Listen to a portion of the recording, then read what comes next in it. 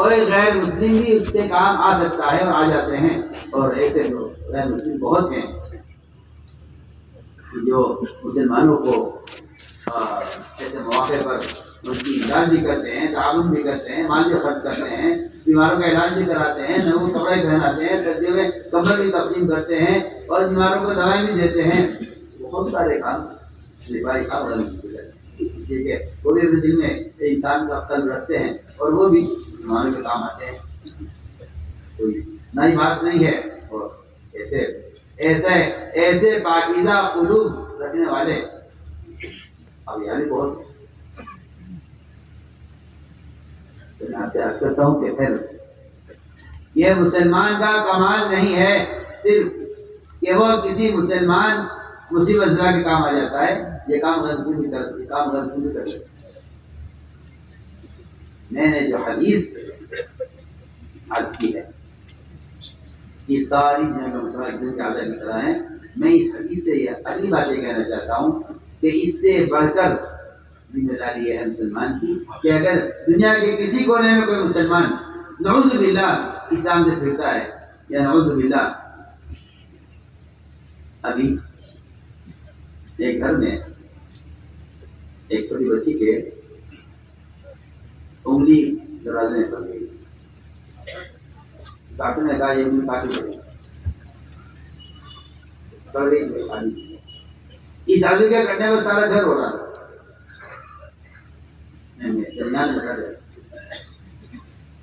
ایک چھوٹی ہوئی بچی کاٹی گئی، سارا گھر ہماری بچی میں عیب ہو جائے گا، ہماری بچی بڑی ہوگی، اس کی ایک مولی نہیں ہوگی۔ سنو مثال ہے،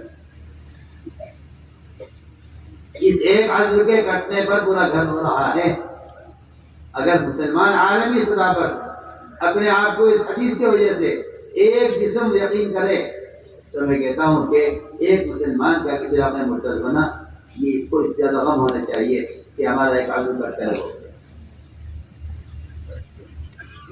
احساس مرغا ہو چکے ہیں۔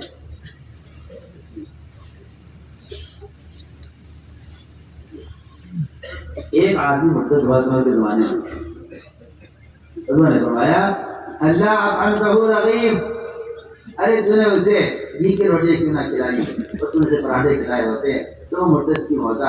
شاید تم سے ہی کوئی کمی ہو رہی ہے اس کے آپ میں جس سے وہ اسلام سے بدزن ہو جائے۔ اگر اس کو تم روٹی کھلاتے چھوٹی نہیں کی تو شاید جانا مرتد نہ ہو۔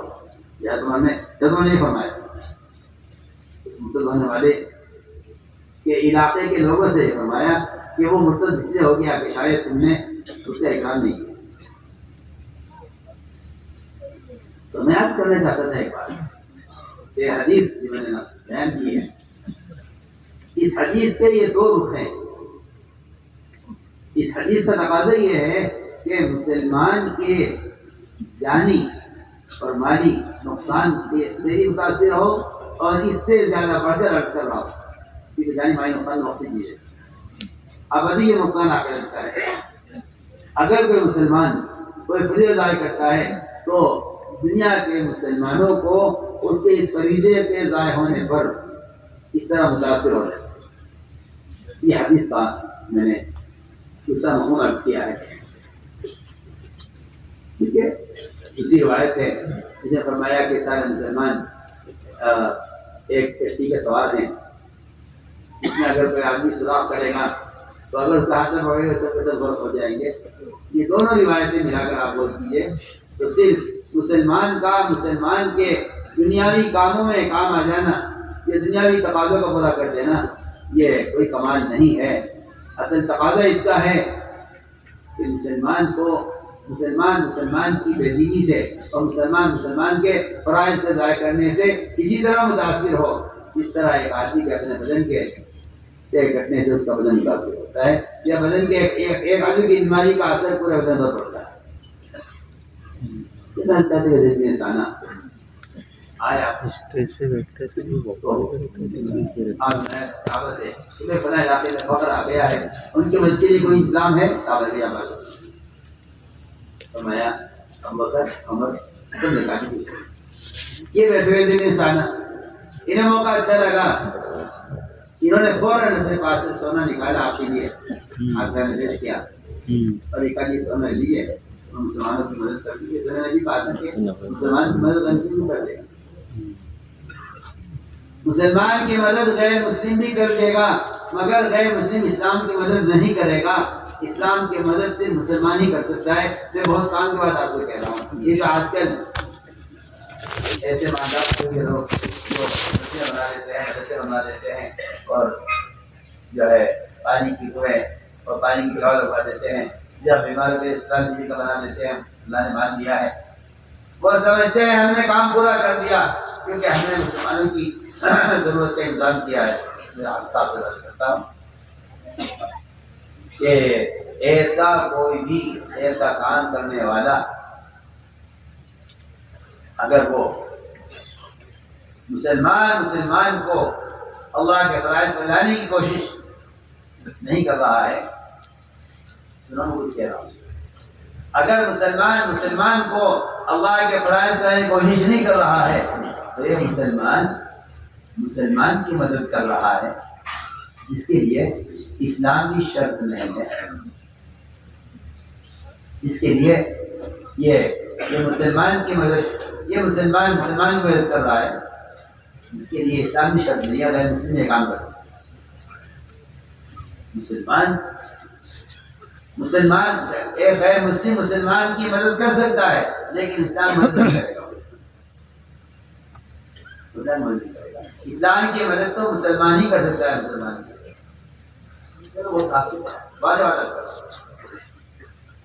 اس لیے سب نے کان کھول کر کہ کوئی شخص بھی کسی مسلمان کی دنیاوی ضرورت کے پورا کر لینے کو اس کی آخرت کی ضرورت کا بدل نہ سمجھے اور اس کے دنیاوی تقاضوں کے پورا کر لینے کو اس کو فرائض پر لانے کا بدل نہ سمجھے. اس لیے کہ مسلمان کی مدد غیر مسلم بھی کر دے گا مگر اسلام کی مدد مسلمان ہی کر دے گا. بلکہ میں اس پر ایک حدیث آپ کو سنا دوں تاکہ آپ یہ نہ سمجھے کہ یہ کوئی ایسی بے بنیاد بات ہے. رضی اللہ تعالیٰ میں بیٹھا ہوا تھا آپ کی خدمت میں.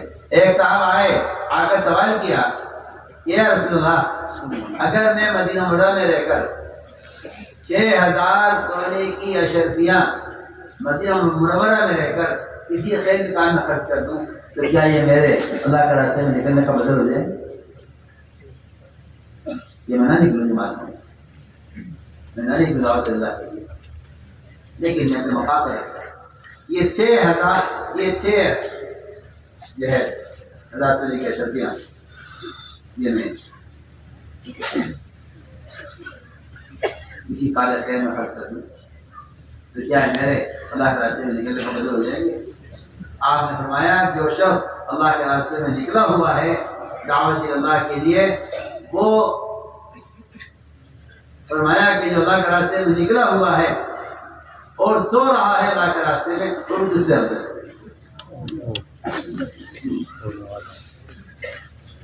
یہ کہ تم بے شک خیر کا کام کر رہے ہو مگر ایک مسلمان کو جہنم سے بچا لینا، ایک مسلمان کو جنت کے راستے پر لے آنا، یہ اس کی ابدی زندگی کا بنانا ہے. میں اس کی مثال دیا کرتا ہوں کہ آپ کسی فقیر کو، کسی محتاج کو ایک وقت کھانا کھلا دیں، یہ زیادہ بہتر ہے.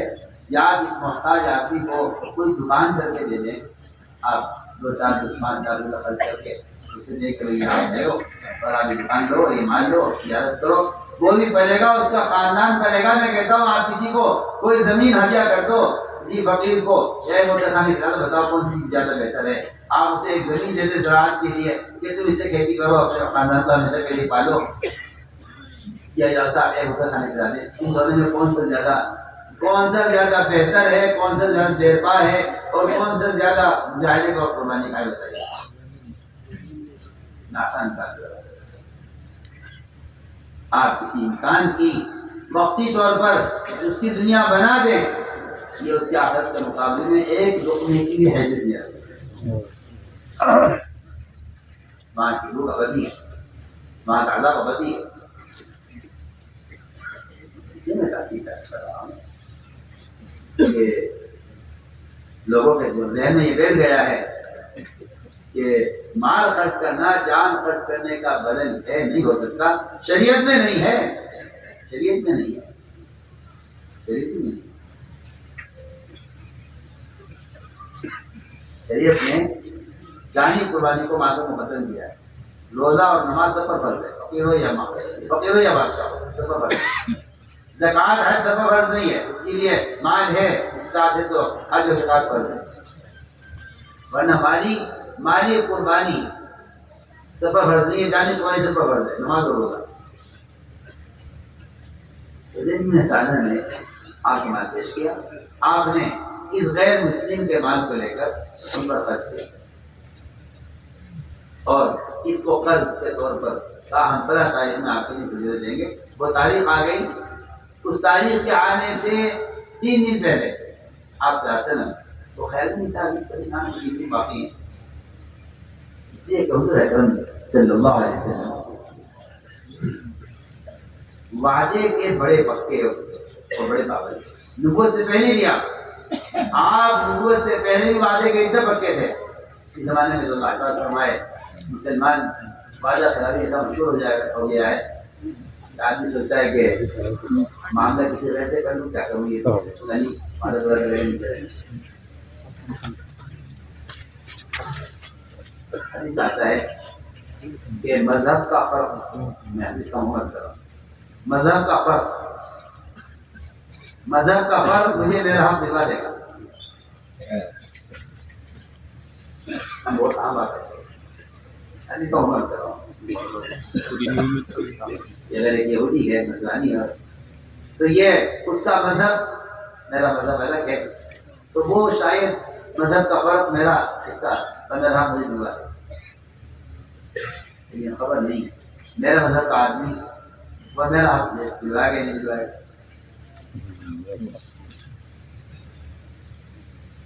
میں یہ چاہتا ہے کہ آپ رات کو ایک واقعہ سنا. مسلمان معاملات میں بگڑے گا تو اس کے بگاڑ کا کیا اثر پڑے گا ماحول پر. اور اگر یہ معاملات میں حکم پر آ گیا تو اس کے معاملات اسلام میں داخلے کا کیسے زبردست کریں گے. میرا دل چاہتا ہے دونوں واقعات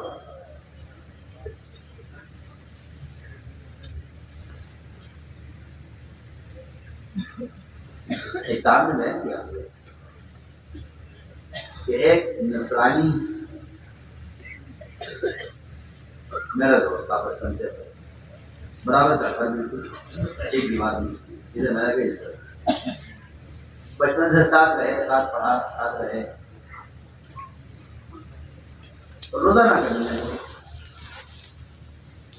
یہ ماشاء اللہ ٹھیک ٹھاک مسلمان اپنے اس لیے کہ غیروں سے اخلاقی خبر ملنا یہ تو ان کے خیر کی طرف آنے کا ذریعہ ہے. اور ان سے ان کے مذاہب، ان کے طریقے اور ان کی رسومات اس اعتبار سے ملا یہ مسلمان کے خیر ہونے کا ذریعہ ہے. بیان دیکھ کے سمجھ میں آئے سوچ الگ پڑے تو آواز سے تعلق ہے. دیکھو تو یہ مسلمان نہیں جانے کا سبب ہے. تو خالی ان کی آواز تاکہ میں سفر میں جا رہا ہوں ایسا نہ ہو مجھ سے اس مکان میں چوری ڈکیتی بھی ہو جائے. لہٰذا میرا سامان ہے کتاب اندر مسلمان کا ہو. اس نے ایک صندوق میں اپنا سارا گھر کا جو مال سونا نقدی وغیرہ کی ہو سکتے سوال ہے تم تو گھر میں ہو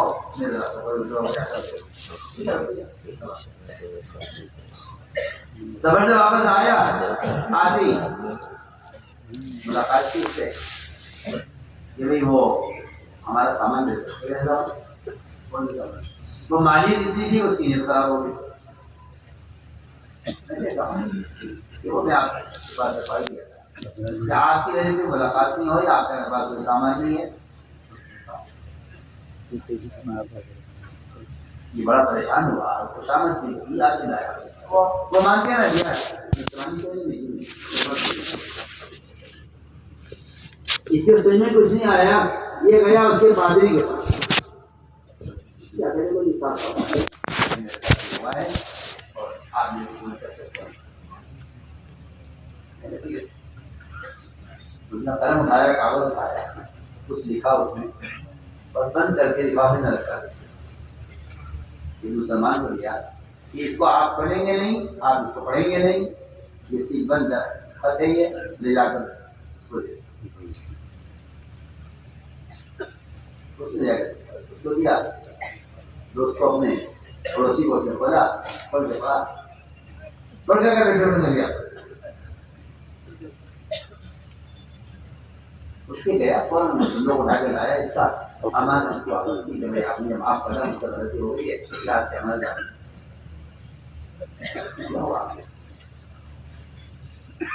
جو ہوا چھوڑ دیا اس کو آپ کے ہاتھ میں دیا کہ میں 1 مہینے سے پریشان ہوں اور آپ 1 مہینے کے بعد ہمارے کام کر رہے ہیں وہ بات کیا ہے دوست اتنی جگہ مجھے بتا دو پرچے میں جائے گا اس نے کہا اس پرچے میں پادری نے لکھا تھا کہ تم مسلمان کب سے ہو گیا کہ تم خیانت کرنے لگے کہتا ہوں واقعی یہ ایسا عبرت ناک میرے راستے ایک واقعہ ہے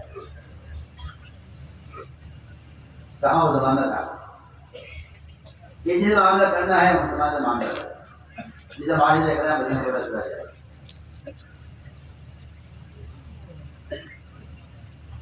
اتنی شہرت مسلمان کے معاملات کی تھی کہ ساری اقوام کو ان کے معاملات کے حصے ملا وہ خیام سے نکل کر امان سے میں آتے تھے وہ بحیات سے نکل کر حیا کے ماحول میں آتے تھے وہ بد اخلاقی کے ماحول سے نکل کر یہاں سے اخلاق والوں سے آ کر یہاں آدھی کیسے ہم واپس نہیں جائیں گے وہاں معاملہ ٹھیک نہیں ہے وہاں کا معاشرہ ٹھیک نہیں ہے کیونکہ اللہ خلاف کا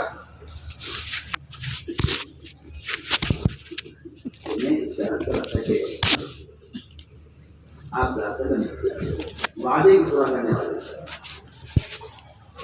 اور باقی آپ کے دفاع عہد کا اور دفاع وعدے کا وعدے کو پورا کرنے کے تو عجیب وہی واقعہ ہے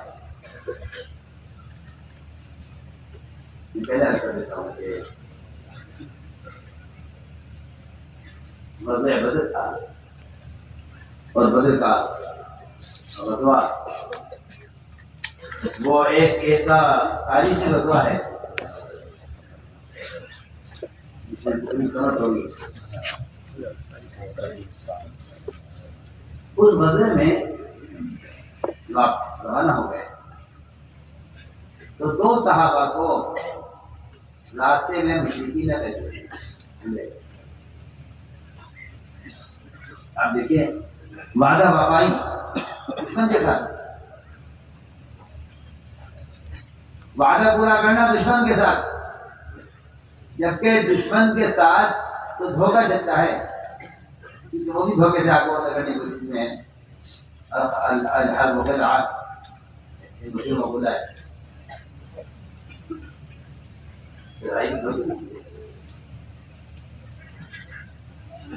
ان دونوں کو مشرکین نے گرفتار کر لیا ایک غالباً میں حذیفہ تھے اور ایک حذیل نامی صحابی دونوں کو اب پریشان کی حضرت آپ صحابہ کے ساتھ بدر کے میدان میں ہم یہاں مشرکین کے دل میں آ گئے تو ان دونوں نے مشرکین سے یہ کہا کہ اگر آپ ہمیں چھوڑ دیں تو ہم آپ سے وعدہ کرتے ہیں کہ ہم آپ سے لڑیں گے اور ہم آپ سے لڑنے والوں کا ساتھ بھی نہیں دیں گے. یہ بڑی بات ہے. آپ سے لڑیں گے نہ لڑنے والوں کا ساتھ دیں گے. آپ ان کو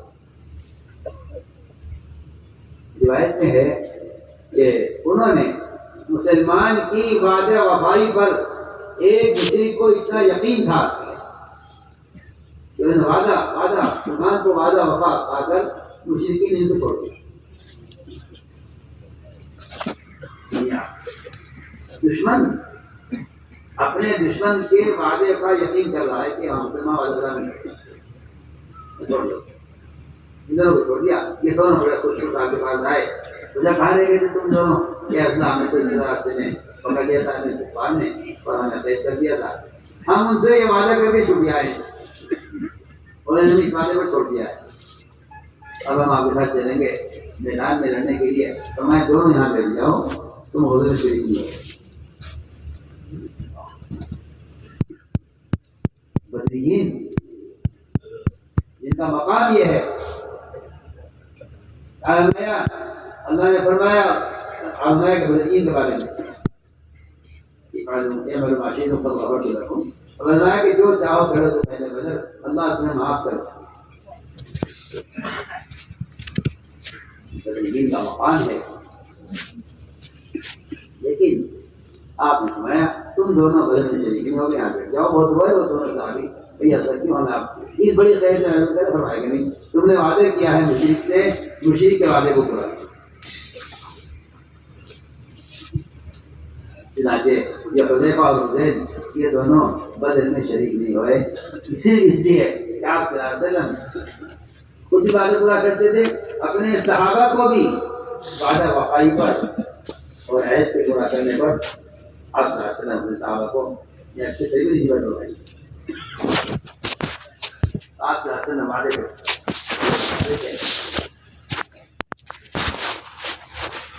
اسے معلوم تھا کہ یہ وعدہ پورا کرتے ہیں. اگر 3 دن اور گزر گئے تو انہوں نے خجیریں پیش کر دی مجھ پر, میرا قرضہ ادا کر دیا تو کوئی موقع نہیں ملے گا انہیں سزانے کا. لہٰذا 3 دن پہلے حذیفہ بن سعدہ نے آپ کے گریبان پکڑا اور آپ کو دھکا دیا دیوار کے ساتھ اور آپ سے آپ کا مطالبہ کیا. ٹھیک ہے, داعی کو صبر کا آزمایا جاتا ہے. وہ کہہ رہے تھے یہ کہ میں نے آپ کی شکل دیکھتے پہچان لیا تھا کہ آپ نبی ہو سکتے ہیں, لیکن آپ کا نبی پہچاننے کے لیے یہ ایک بنیادی شرط تھی کہ انہیں صبر کرنا ہے. میں نے اس کو آزمانے کے لیے یہ کام کیا. آپ بڑے اطمینان سے تھے, بڑی برداشت اور خوشگواری سے آپ نے کوئی جواب نہیں دیا. حضرت عمر کو غصہ آ گیا حضرت سعدہ پر. حضرت عمر نے تلوار نکال لی اور میں میسا قدر کر دوں. آپ جلد دیجیے میسا قدر کر دوں. میں عمر نے نہیں کیا کیا. دیکھیے مزاج, نبوت کا مزاج یہ ہے اپنے حمایتی کو دبانا اور دشمنوں کا نوازنا. یہ مزاج نبوت کا ہے. یہ مزاج فسادی اور سیاسی لوگوں کا ہوتا ہے کہ اپنے حمایتی کو نوازو اور ستانے والوں کو اور دشمن کو دباؤ. یہ مزاج سیاست کا ہوتا ہے. آپ صلی اللہ علیہ وسلم نے حمایت کرنے والے کو دبایا حضرت عمر کو اور ستانے والے کو نوازا. میں عمر اس نے کیا کیا, مجھ سے کہتے میں کہا بتاتا ہوں اور ان سے کہتے کہ یہ اس کے اسلام میں اپنے حق کا مطالبہ کرنے کا طریقہ بتاتے کہ اپنے حق کا مطالبہ کس طرح کیا جاتا ہے.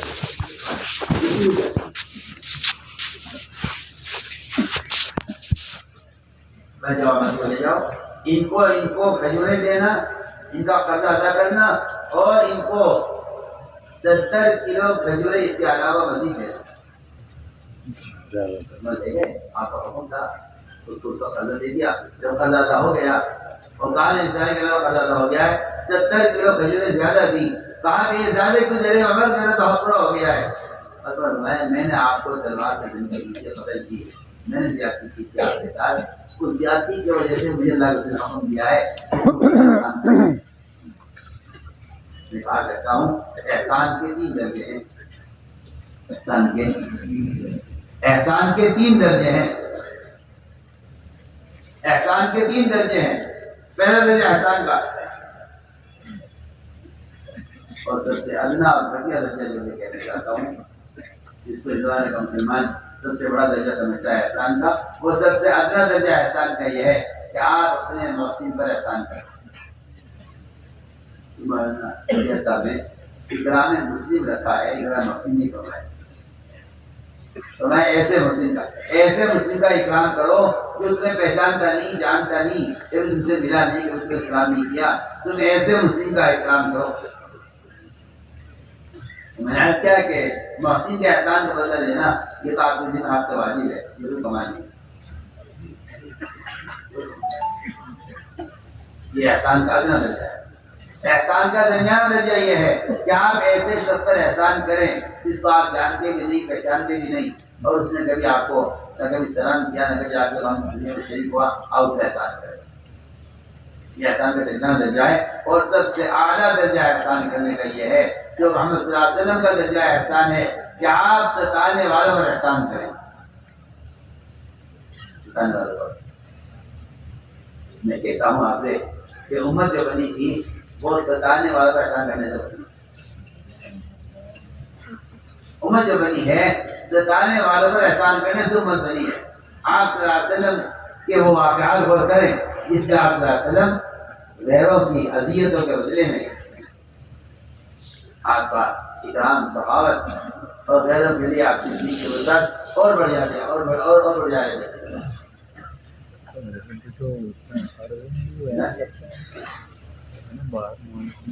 آپ صلی اللہ علیہ وسلم نے حکم فرمایا کہ ان کو 10 دینا.